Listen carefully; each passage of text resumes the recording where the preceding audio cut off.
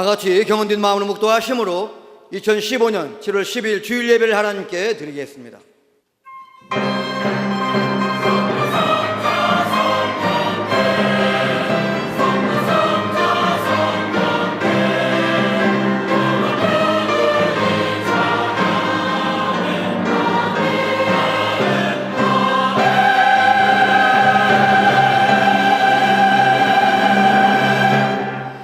오늘 우리에게 주신 하나님 말씀 보시겠습니다. 하나님 말씀은 마태복음 24장 32절에서 51절이 되겠습니다. 제 성경의 신약 42쪽이 되겠습니다. 마태복음 24장 32절에서 51절입니다. 제가 봉독해 올리겠습니다. 무화과 나무의 비유를 배우라. 그 가지가 연하여지고 잎사귀를 내면 여름이 가까운 줄을 아나니 이와 같이 너희도 이 모든 일을 보거든 인자가 가까이 곧 문 앞에 이른 줄 알라. 내가 진실로 너희에게 말하노니 이 세대가 지나가기 전에 이 일이 다 일어나리라. 천지는 없어질지언정 내 말은 없어지지 아니하리라.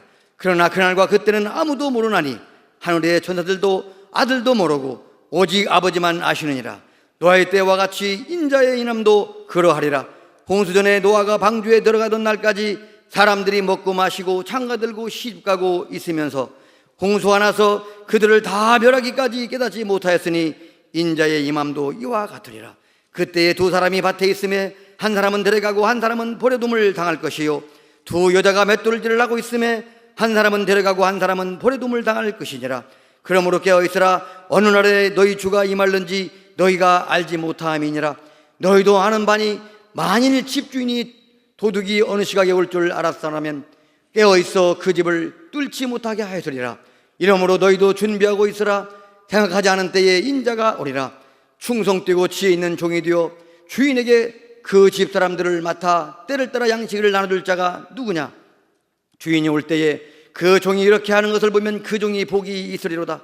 내가 진실로 너에게 이르노니 주인이 그 모든 소유를 그에게 맡기리라. 만일 그 악한 종이 마음에 생각하기를 주인이 더디 오리라 하여 동료들을 때리며 술친구들과 더불어 먹고 마시게 되면 생각하지 않은 날 알지 못하는 시각에 그 종의 주인이 이르러 엄히 때리고 유식하는 자가 받는 벌의 처발이니 거기서 슬피 울며 이를 갈리라. 아멘. 이 시간에는 시온성대 찬양으로 하나님을 찬양하겠습니다.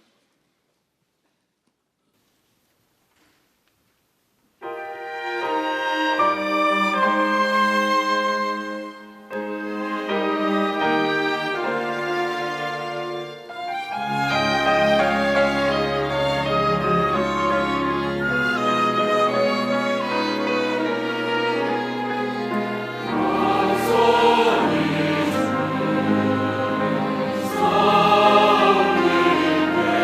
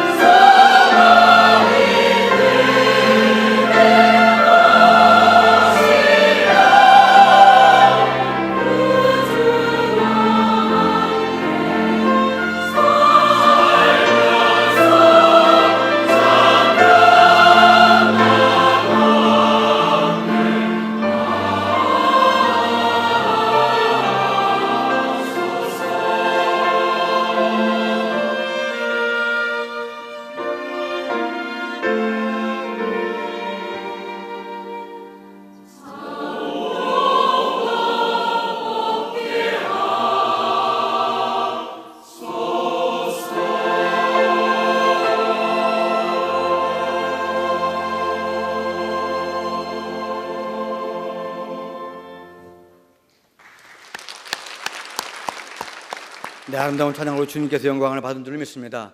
이제 당장 목사님 나오셔서 오늘 봉독할 말씀을 가지고 깨어 있으라 여러분으로 말씀을 전하시겠습니다. 큰 은혜 되시기 바랍니다. 이 자리에 오셔서 우리를 축복하신 우리 주님을 환영합시다.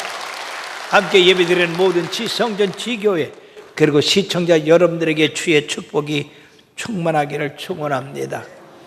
우리가 지난 시간에 말세에 대한 징조에 대해서 멸망에 가증한 것이 거룩한 곳에 선 것을 보거든 듣는 자는 깨달을지라고 하는 말씀으로 은혜를 나눴습니다. 오늘 이 시간에는 말세의 징조가 이렇게 나타나는데 우리는 이 말세를 당해서 어떠한 크리스찬이 되어야 될 것인가에 대해서 살펴봄으로써 나와 여러분들이 주님 오실 그 시간이 가까운데 다 준비하고 있다가 들림받게 되기를 주의 이름으로 축원합니다.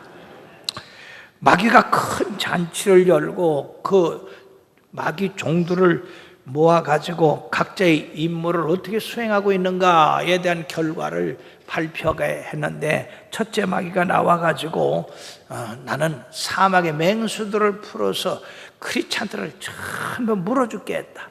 그래가지고 지금 사막에 가보면 크리스찬들의 뼈들이 아마 널렸을 것이다. 그렇게 보고를 했어요.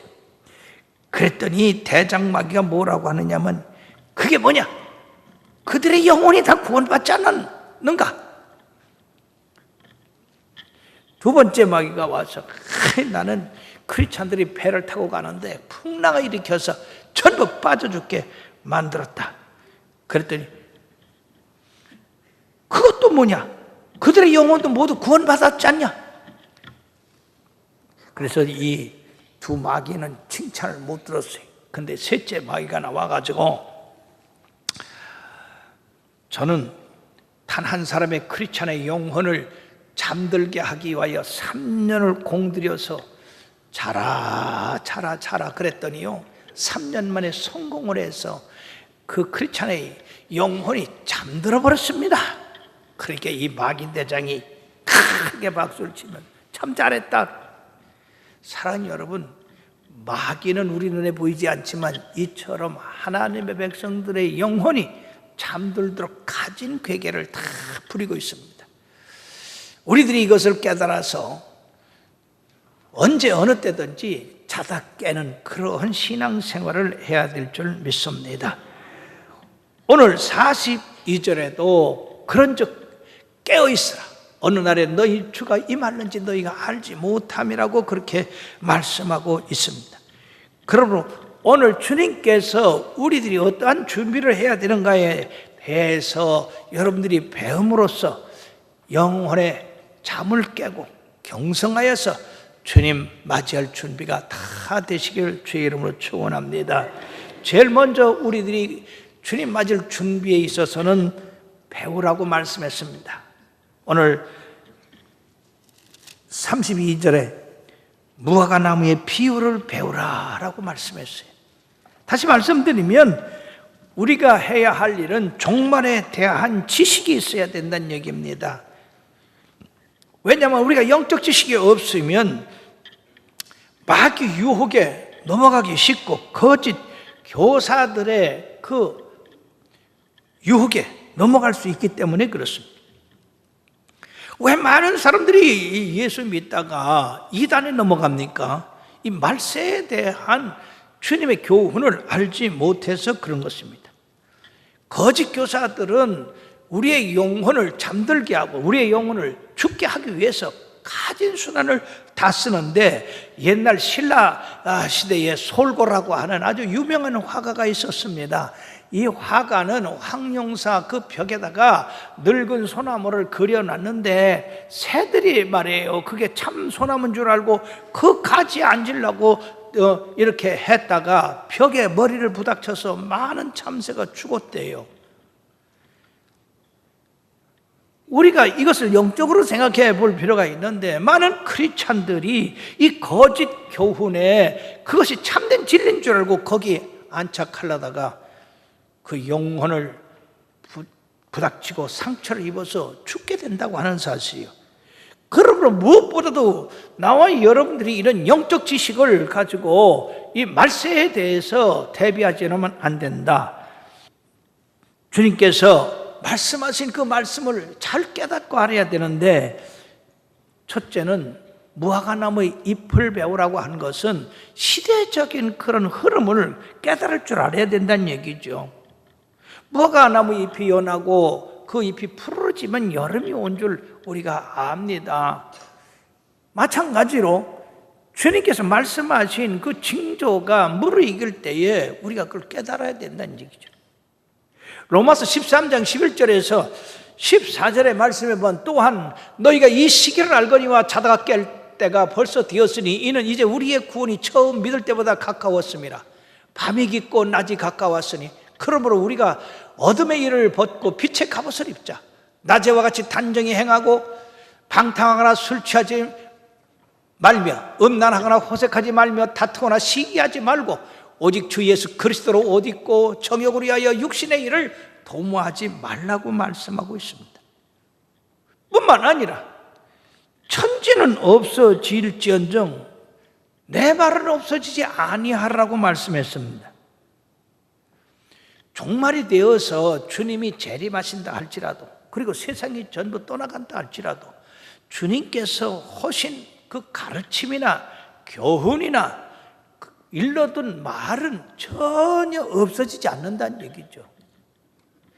그럼에도 불구하고 너무나 많은 사람들이 오늘날 주님의 말씀은 오래전 얘기다, 지나간 거다, 그렇기 때문에 오늘날 그 말씀은 효력이 없다, 그렇게 하는데, 성경을 보십시다. 베드로후서 3장 3절에서 5절까지 먼저 이것을 알지니 말세에 조롱하는 자들이 와서 자기의 정욕을 따라 행하며 조롱하여 이르되 주께서 강림하신다는 약속이 어디 있느냐?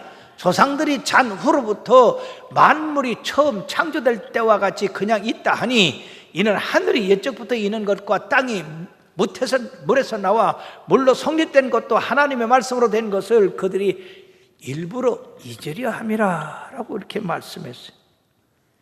여러분, 주님이 오시는 것이 우리가 잊어버린다고 해서 안 오시는 게 아니다 그 말입니다. 사람들이 하나님의 말씀이 잘못됐다 하더라도 하나님의 말씀은 잘됐다 하는 겁니다. 그러므로 히브리서 10장 23절에서 25절까지 또 약속하신 이는 믿으시니 우리가 믿는 도리의 소망을 움직이지 말며 굳게 잡고 서로 돌보아 사랑과 선행을 격려하며 모이기를 패하는 어떤 사람들의 습관과 같이 하지 말고 오직 권하여 그날이 가까움을 볼수록 더욱 그리하자. 오늘날 교회가 필요 없다고 합니다. 아무 데서나 예배 드려도 된대요. 마귀의 음성을 듣지 마시길 바랍니다. 이제 동성애가 합법화되고 동성결혼이 합법화됐습니다. 여러분, 이 성경에 없는 일이에요. 가져간 일입니다. 그런데 사람들은 자기 생각으로 그렇게 되고, 기독교도 이거 큰일이에요. 기독교 지도자들이 모든 종교는 같다. 여러분 그렇게 믿어요? 전혀 아닙니다. 어떻게 하나님과 벨리알이 함께하고 예수님과 마호멧이 같이 할 수가 있습니까? 하나님과 인간이 어떻게 같이 될 수가 있단 말입니까?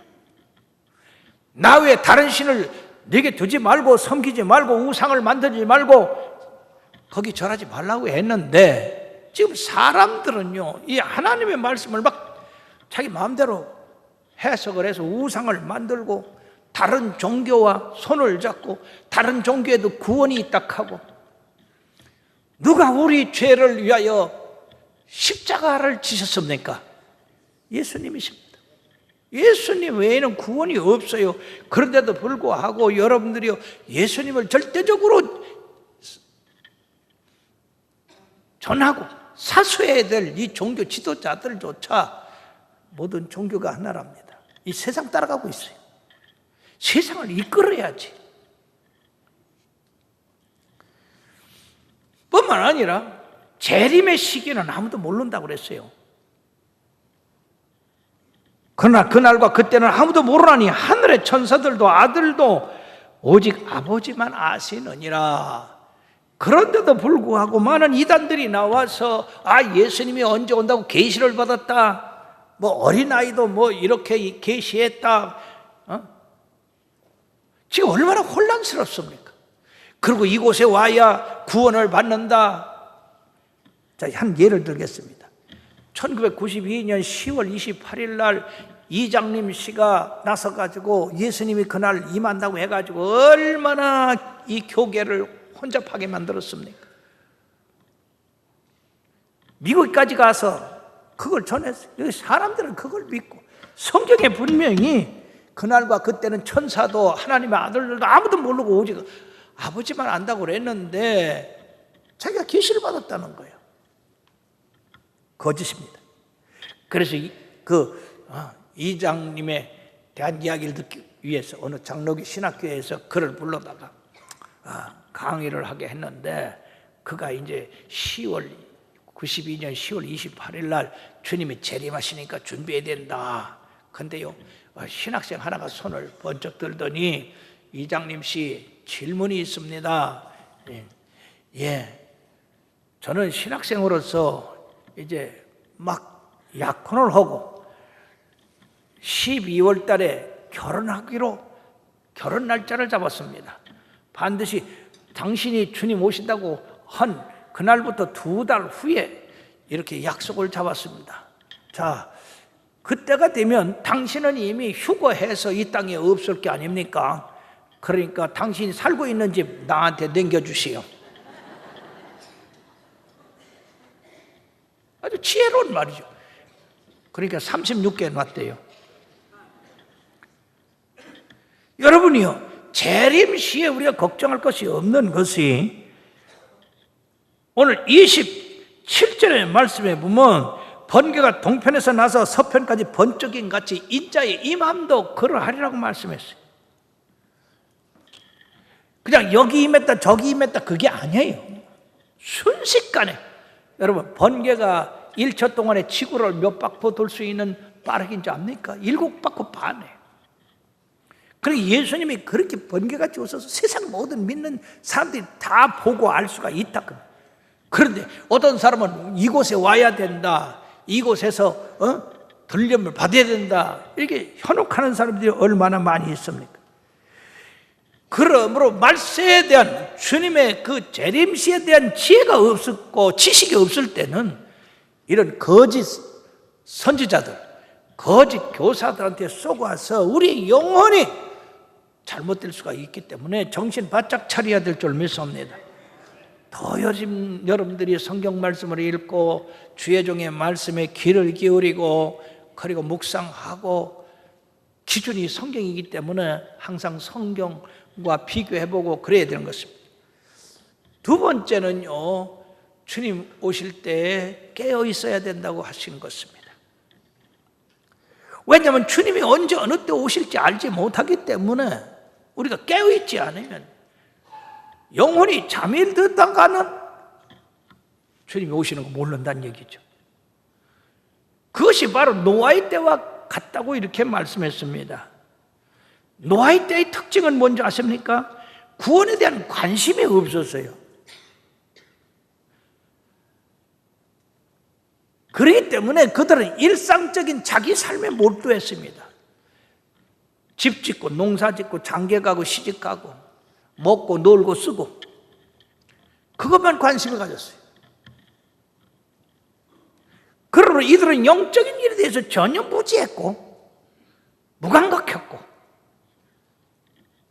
무신경적이었기 때문에 홍수가 나서 세상에 물이 넘침으로 말미암아 그 물의 넘침의 심판을 받아가지고 죽는 순간에도 이것이 죄악이 관영한 이 세상을 하나님의 물로 심판한다고 하는 그 심판이구나 하는 것을 깨닫지 못하고 죽었다 그 말이에요.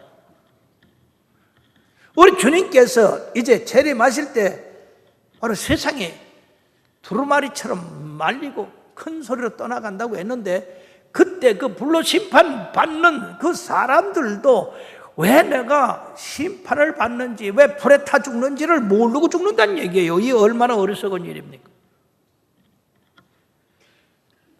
틀림없이 주님께서는 노아를 통해 120년 후에 홍수로 이 세상을 심판한다고 했는데, 사람들은 뭐 홍수나야 뭐 저 밭 몇 군데 떠나가고 도시가 몇 군데 떠나가겠지 그렇게 생각합니다. 그 홍수가 얼마나 엄청난 일인지 몰랐던 것이요. 하늘의 창이 열리고 땅의 깊은 샘들이 터져가지고 온 세상이 뒤집어지는 줄을 이들은 상상도 못했다는 겁니다. 우리 주님이 다시 오실 때 여러분들이 그때 그 큰 환난을, 심판을 어떻게 상상할 수 있겠습니까? 그러므로 지금 세상이 노아의 때와 같이 하나님의 구원에 대한 그런 생각들을 하지 아니하고 주님이 재림하신다고 하는 건 그건 예수 믿는 사람들이 그냥 떠드는 일이라고 생각하고 그 주의 종이나 그런 얘기하는 거라고 그렇게 무관심하고 준비하지 않는다 하는 것입니다.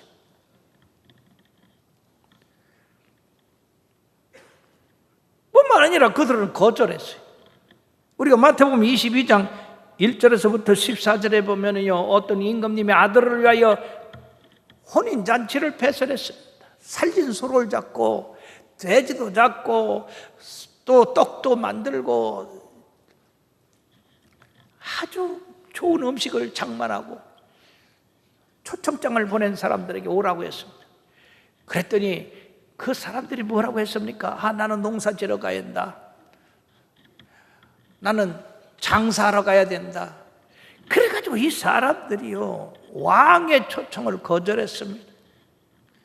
왕은 그 신하들에게 밖에 나가서 길거리 사방에 할 일 없는 사람들 불러다가 앉히고, 가난한 사람들, 병든 사람들 앉히고, 산을 넘어가서라도 이 잔치자를 채우라고 했고, 처음에 초청받은 사람들은 군대를 보내서 진멸하지 않았습니까?